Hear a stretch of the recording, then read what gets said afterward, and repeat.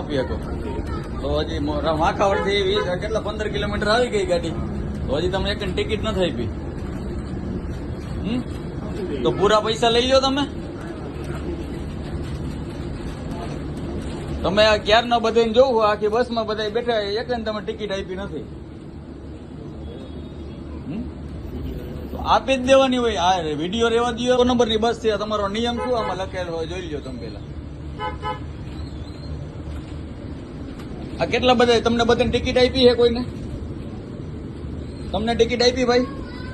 તમને આપી કાકા ટિકિટ? તો ભાઈ શું કામ તમે ઓછા પૈસા લઈને શું કામ ધંધો કરો?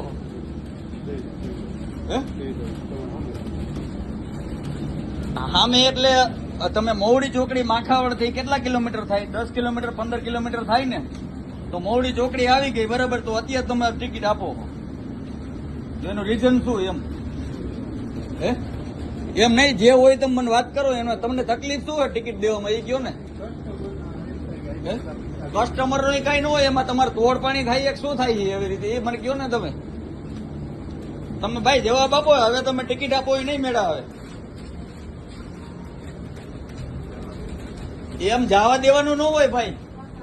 તમારે આ કઈ ફ્રી ઓફ તો હાલતી નથી. ગયો સરકારી હાલે ને તમને પગાર મળે કે નથી મળતો?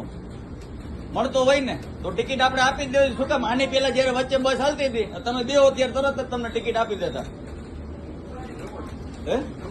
પણ તમે નવા છો એમ, તો નવા હોય તો તમને આના બસના રૂલ્સ ની તો ખબર હોય ને, કંડક્ટર ની. એમ ડ્રાઈવર હલાવે તો ડ્રાઈવર ને એ કે ગમે ત્યાં તો ઉભી ન રાખી એમ.